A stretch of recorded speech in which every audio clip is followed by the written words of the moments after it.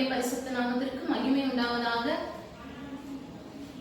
நிறைய ஜப குறிப்புகள் வருகிறது. அதுல முக்கியமா நிறைய பேர் சொல்ற விஷயம் என்ன அப்படின்னா, குழந்தை இல்லாததுக்காக ஜெபம் பண்ணுங்க, குழந்தை இல்ல குழந்தை பிறக்கணும்னு ப்ரே பண்ணிக்கோங்க அப்படின்னு தான் நிறைய பேர் சொல்றாங்க.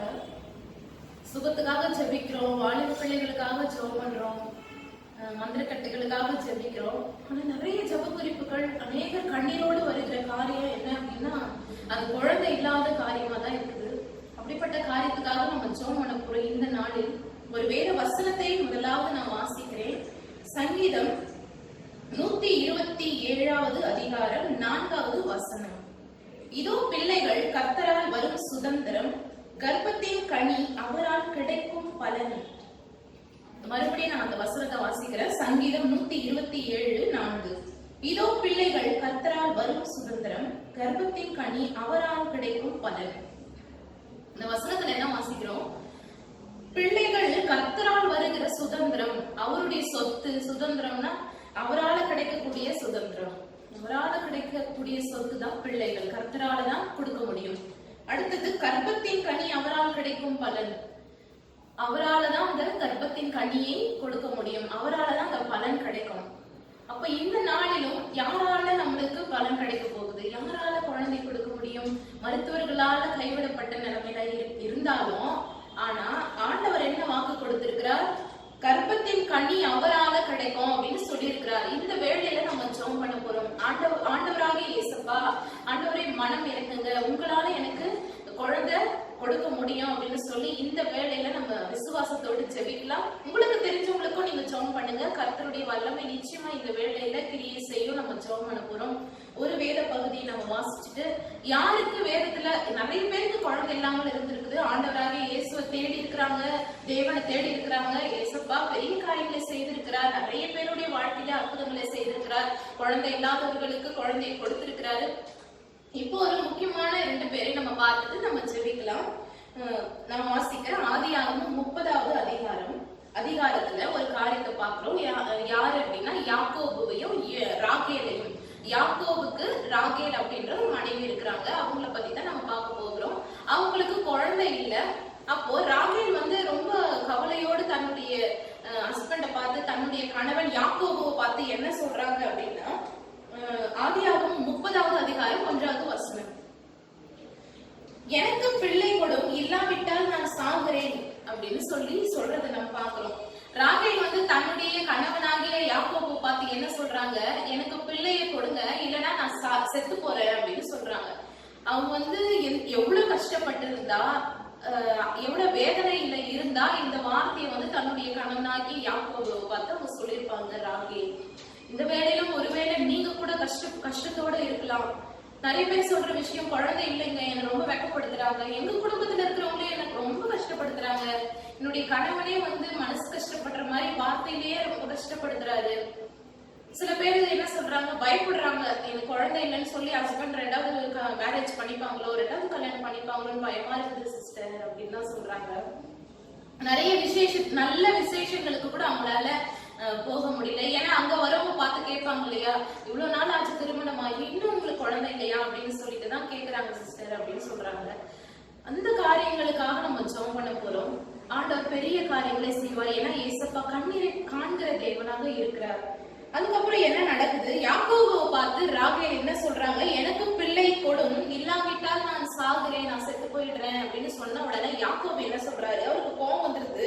அப்பொழுது யாக்கோபு ராகேலின் மேல் கோபம் கொண்டு, தேவனல்லவோ உன் கர்ப்பத்தை அடைத்திருக்கிறார், நான் தேவனா என்றான்.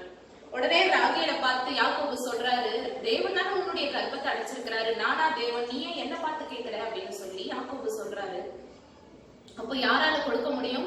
ஆண்டவரால தான் கொடுக்க முடியும். ஆண்டவர் தானே உன் கர்ப்பத்தை அடைச்சாரு, அவர்கிட்டயே கேளு, அவரால தான் கொடுக்க முடியும் அப்படின்னு சொல்லி யாக்கோபு தன்னுடைய மனைவியாகிய ராகேலின் இடத்துல சொல்றத நம்ம பாக்குறோம். ராகேல என்ன பண்ணிருப்பாங்க? ஜெபம் பண்ணிருப்பாங்க, தேவனை நோக்கி பார்த்திருப்பாங்க. இந்த வேளையிலும் நீங்களும் ஆண்டவரை நோக்கி பார்க்கதான் இந்த வீடியோ பார்த்துட்டு இருக்கிறீங்க. ஆண்டவரால கொடுக்க முடியும், ஏசப்பா ஏதாவது செய்ய மாட்டாரா, என் ஜெபத்தை கேட்க மாட்டாரா, எனக்கு ஒரு குழந்தை கொடுக்க மாட்டாரா அப்படின்னு சொல்லி நீங்க கலக்கத்தோடு இருக்கலாம், வெட்கப்பட்ட சூழ்நிலை மேல இருக்கலாம். இந்த வேளையில ஆண்டவருடைய வல்லமை நிச்சயமா உங்களுக்கு பெரிய காரியங்களை செய்யும். அடுத்த வசனம், அடுத்து 22வது வசனம். தேவன் என்ன பண்றாரு? ராகேல் வந்து ஆண்டவரை நோக்கி கூப்பிடுறா, ஜெபம் பண்றா. அதுக்கப்புறம் என்ன நடக்குது? தேவன் ராகேலை நினைத்தருளினார். ஆண்டவர் நினைக்கிறாரு, ஏன்னா அவர் ஜெபம் பண்ணிட்டே வரா, தினமும் ஜெபம் பண்றாங்க. அப்ப ராகேலை நினைத்தருளினார். அவளுக்கு தேவன் செவி கொடுத்து அவள் கர்ப்பம் தரிக்கும்படி செய்தார். அவளுக்கு தேவன் செவி கொடுத்து அப்படின்னா இவ கேட்டிருக்கிறா. ராகேல் வந்து ஆண்டவரை நோக்கி கேட்டதுனாலதான் ஆண்டவராகிய தேவன் வந்து செவி கொடுத்திருக்கிறார் அப்படின்னு சொல்லி நம்ம வாசிக்கிறோம். இந்த வேளையிலும் நீங்க கூப்பிடுறத, நீங்க சொல்ற ஜெபத்திற்கு ஆண்டவர் செவி கொடுக்கிற தேவனா இருக்கிறார். அவர் செவி கொடுக்க உயிரோட இருக்கிற தேவனா இருக்கிறார். அதுக்கப்புறம் அவள் கர்ப்பம் தரிக்கும்படி செய்தார். ஆண்டவராகிய இயேசப்பா கர்ப்பம் தரிக்கும்படி செய்தாராம். இந்த வேளையிலும் நம்ம மத்தவங்களுக்காக ஜெபம் பண்ண போறோம். மத்தவங்களுக்கும் குழந்தை இல்லாம இருக்கலாம், உங்களுக்கு தெரிஞ்சவங்க இருக்கலாம், உங்க சொந்தக்காரங்களே குழந்தை இல்லாத நிலைமையில இருக்கலாம். ஆண்டவராகிய இயேசு கிறிஸ்து கிட்ட இந்த வேளையில நம்ம ஜெபிக்க போறோம்.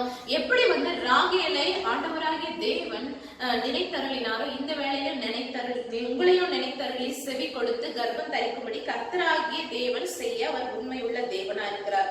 அதுக்கப்புறம் என்ன நடக்குது? அவள் கர்ப்பவதியாகி ஒரு குமாரனை பெற்று தேவன் என் நிந்தையை நீக்கிவிட்டார் என்றும். அவன் உடனே என்ன சொல்றான்? உடனே அவ வந்து கர்ப்பவதி ஆகி ஆண்டவராகிய இயேசப்பா செவி கொடுத்து அவளுக்கு வந்து கர்ப்பம் தரிக்கும்படி செய்த உடனே கர்ப்பவதி ஆகி என்ன சொல்றா? தேவன் என் நிந்தையை நீக்கி விட்டார், என்னுடைய அவமானத்தை நீக்கிட்டாரு. நிந்தைனா என்ன? வெக்கப்பட்ட சூழ்நிலையை அவர் நீக்கிட்டாரு அப்படின்னு சொல்லிட்டு ராகேல் வந்து சொல்றாங்க. அதே போலதான் இந்த வேளையிலும் நிந்தையோடு இருக்கலாம், நிறைய ட்ரீட்மெண்ட் எடுத்துட்டு இருக்கலாம், நிறைய எடுத்து கூட ஒரு பிரயோஜனமும் இல்லாத நிலைமையில இருக்கலாம். அடுத்த மாசம் வாங்க செக் பண்ணி பார்க்கலாம்னு சொல்லுவாங்க டாக்டர்ஸ். ஆனா போய் பார்த்தா அங்க ஒரு பிரயோஜனமும் இருக்காத நிலைமையிலையும் இருக்கலாம். ஆனால் ஆண்டவர் இந்த வேலையில அற்புதங்களை செய்ய போறாரு. அதுக்கப்புறம் என்ன நடக்குது? இன்னும் ஒரு குமாரனை கர்த்தர் எனக்கு தருவார் என்றும் சொல்லி அவனுக்கு யோசேப்பு என்று பெயரிட்டாள். அவன் நம்பிக்கையா சொல்றா, நம்பிக்கையா இருந்தா ஆண்டவர் அவளுக்கு யோசேப்பு என்ற பிள்ளையை கொடுக்கறத நம்ம பாக்குறோம். இந்த வேளையிலும் கர்த்தர் எப்படி ராகேலினுடைய புலம்பலை ஆனந்த களிப்பாக மாற பண்ணினாரோ இந்த வேளையிலே நீங்க ஜெபம் பண்ணி இருக்கலாம். உங்களுடைய கண்ணீரையும் ஆண்டவர் பார்த்து பெரிய காரியங்களை செய்வார். நம்ம ஜெபம் பண்ணலாம், ஜெபிக்கலாம். மகா பரிசுத்தமுள்ள எங்கள் நல்ல தகப்பனே, இந்த வேளையிலும் நன்றியோடு ஸ்தோத்திரிக்கிறோம் ராஜா, துதிக்கிறோம் ஆண்டவரே. நீர் நேற்றும் இன்றும் என்றும் மாறாத தேவனா இருக்கிறீங்க ஏசப்பா. நீங்க எந்த நாளிலும் மாறாத தகப்பன் ஆண்டவரே. அப்படியாக கூட ஆண்டவரே இந்த வேளையிலும் நாங்க தியானிச்சிருக்கிறோம் ஏசப்பா. ஆண்டவரே நாங்க ராகேலை பற்றி தியானித்தோமே ஆண்டவரே. ஆண்டவரே அவர்களை நினைத்தருளின தேவன் ஆண்டவரே. இந்த வேளையிலும் ஆண்டவரே யாரெல்லாம் ஏசப்பா ஆண்டவரே கண்ணீரோடு குழந்தை இல்லையே, எனக்கு திருமணமாகி இவ்வளவு வருஷம் ஆச்சு குழந்தை இல்லையேன்னு சொல்லி கண்ணீரோடு இந்த வீடியோ மூலமா இந்த ஜெபத்தின் மூலமா இணைந்து ஜெபம் பண்ணிட்டு இருக்கிறாங்களோ ஒவ்வொருவருக்காக நாங்க ஜெபிக்கிறோம் ஆண்டவரே. மனம் இறங்குவீராக ஆண்டவரே. ராகேலை நினைத்தருளினீரே ஏசப்பா. தேவனே நீங்க நினைத்தருளினீங்களே, நினைச்சீங்களே, ராகேலை நினைத்தருளி அவர்களுடைய ஜெபத்திற்கு நீங்க செவி கொடுத்தீங்களே ஏசப்பா. இந்த வேளையில எனக்கு இறங்குங்களே ஆண்டவரே. எனக்கு ஜெபம் பண்ணி எனக்காக இறங்குங்க ஆண்டவர். நான் ஜெபம் பண்ணிட்டு இருக்கிறேன்னு சொல்லி யாரெல்லாம் இந்த ஜெபத்தோடு இணைந்து ஜெபம் பண்ணி இருக்கிறாங்களோ அவர்களுக்காக ஜெபிக்கிறோம். அவர்களெல்லாம் நினைங்கப்பா, நினைங்க ஆண்டவரே. ஒருவேளை ஆண்டவரே மத்தவங்களுக்காக ஜெபிக்கலாம். மத்தவங்களுடைய பெயரை சொல்லி இவங்களுக்கு குழந்தை இல்ல, இவங்களுக்கு குழந்தை கொடுங்கன்னு சொல்லி யாரெல்லாம் ஜெபிச்சுட்டு இருக்கிறார்களோ, ஒருவேளை தங்களுடைய மகளுக்காக மகனுக்காக குழந்தை பிறக்கணும்னு சொல்லி யாரெல்லாம் ஜெபம் பண்றாங்களோ ஆண்டவரே எல்லாருடைய ஜெபங்களையும் ஆண்டவரே கேளுங்க ஆண்டவரே, கேளுங்க ஆண்டவரே. அற்புதத்தை செய்யுங்க ஆண்டவரே. நீர் அற்புதத்தின் தேவனா இருக்கிறீங்களே. ராகேலை நினைத்தருளினவரே அப்பா, இப்பொழுது ஜெபம் பண்ற ஒவ்வொருவரையும் நினைச்சு பாருங்க, அவங்களுக்கு செவி கொடுங்க ஆண்டவரே. அப்பா நீங்க ராகேலினுடைய நிந்தை நீக்கி போட்டது போல நீக்கி போடுங்க ஆண்டவரே.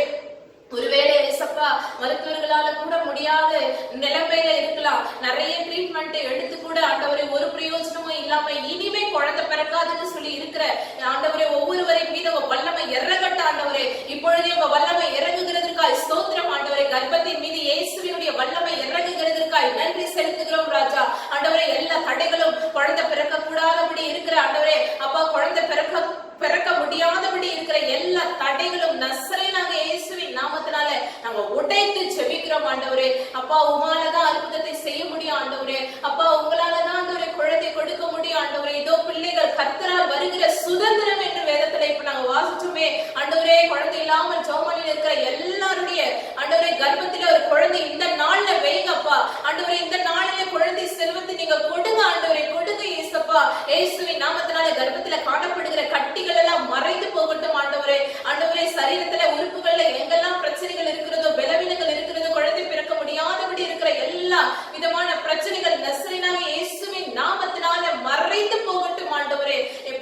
ஆண்டவரே இந்த ராகேல் சொன்னாங்களே, என்னுடைய நிந்தையை தேவன் நீக்கிவிட்டார் என்று சொன்னது போல வெட்கத்தோடு இருக்கலாம். ஒருவேளை ஆண்டவரே தங்களுடைய குடும்ப உறுப்பினர்களாலேயே, தங்களுடைய கணவராலேயே, ஆண்டவரே தங்களுடைய சொந்த ஆண்டவரே உறவுகளாலேயே ஆண்டவரை வெட்கப்படுத்தப்பட்டு வெளியே கூட எந்த ஒரு விசேஷங்களுக்கு கூட போக முடியாத சூழ்நிலையில இருக்கலாம். அப்படிப்பட்டவர்களுக்கு ஆண்டவரே அப்பா, நீங்க ராகேலினுடைய நிந்தையை நீக்கி போட்டது போல அவர்களுடைய வெட்கமான அந்த சூழ்நிலைகளை நீக்கி போடுங்க ஆண்டவரே. கர்ப்பத்துல உங்க வல்லமை இறங்கட்டும், இறங்கட்டும் சொல்லுங்க ஆண்டவரே. உங்க வல்லமை இறங்குகிறதுக்காய் ஸ்தோத்திரம். உங்க வல்லமை இறங்கட்டும்னு சொல்லுங்க ஆண்டவருடைய வல்லமை இறங்குகிறதுக்காய் நன்றி, நன்றி, நன்றி ராஜா. உங்க வல்லமை இறங்கி கொண்டிருக்கிறதுக்காய் ஸ்தோத்திரம் ஆண்டவரே. எங்கெல்லாம் வெட்கப்பட்டாங்களோ அங்கெல்லாம் அவர்களுடைய தலையை உயர்த்துங்க ஆண்டவரே. நீங்க யோசேப்பை ராகேலுக்கு கொடுத்தது போல குழந்தை செல்வத்தை கொடுங்க, குழந்தையை வைங்க ஆண்டவரே. நீங்க வைக்கிறீங்க ஆண்டவரே. ஒவ்வொருவருக்குள்ள ஆண்டவரே அந்த கர்ப்பத்துல உங்க வல்லமை இறங்குகிறதற்காய் ஸ்தோத்திரம் ராஜா. ஆண்டவரே அவர்களுடைய நிந்தையெல்லாம் நீங்க நீக்கி போட போறீங்க, பெரிய காரியங்களை செய்கிறீங்க, அதற்காய் நன்றி, நன்றி, நன்றி, நன்றி ராஜா. நன்றி ஏசப்பா.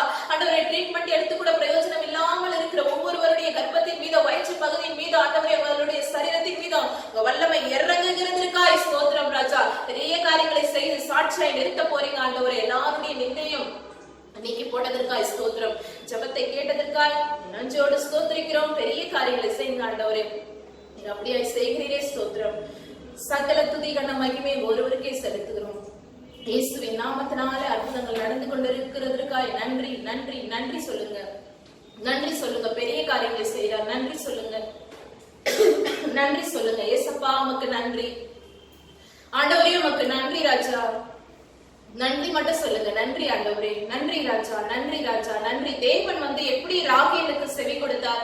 ராகேல் வந்து தேவனை நோக்கி கூப்பிட்டதுனாலதான் தேவன் செவி கொடுத்தார். இந்த வேளையில நீங்க நன்றி சொல்லும் பொழுதே தேவன் உங்களுக்கு செவி கொடுக்க அவர் உண்மையுள்ள தேவனா இருக்கிறார். நன்றி ராஜா, நன்றி ராஜா, நன்றி ஏசப்பா, நன்றி ராஜா, நன்றி ஏசப்பா.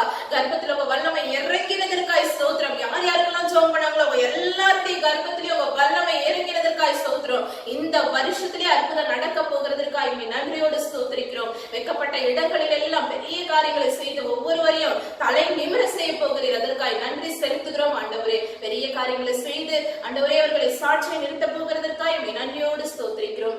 சகல துதி கன மகிமை எல்லாவற்றையும் இயேசு ஒருவருக்கே செலுத்துகிறோம். அற்புதத்தை செய்த இயேசுவின் வல்லமையுள்ள நாமத்தினாலே இந்த ஜெபத்தை ஏறெடுக்கிறோம் எங்கள் ஜீவனுள்ள நல்ல பிதாவே. ஆமென், ஆமென்.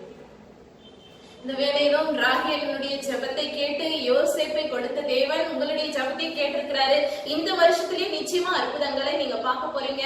நீங்க சாட்சியாய் ஆண்டவருடைய நாமத்தை மற்றவங்களுக்கும் சொல்லுங்க, அது பிரயோஜனமா இருக்கும். நீங்க எங்களோட தொடர்பு கொள்ள விரும்பினால் நீங்க வந்து எங்களுடைய செல்போன் நம்பர் நோட் பண்ணிக்கோங்க. உங்களுக்கு தெரிஞ்சவங்களுக்கும் நீங்க அறிமுகப்படுத்துங்க. நம்பர் சொல்றேன்: 08754054789, 09677486631. இந்த ரெண்டு நம்பருக்கும் நீங்க மத்தவங்களுக்கும் தெரியப்படுத்துங்க. இந்த ரெண்டு நம்பருக்கும் நீங்க எப்ப வேணாலும் கால் பண்ணி ஜெபித்துக் கொள்ளலாம். கர்த்தர் உங்க வாழ்க்கையில பெரிய காரியங்களை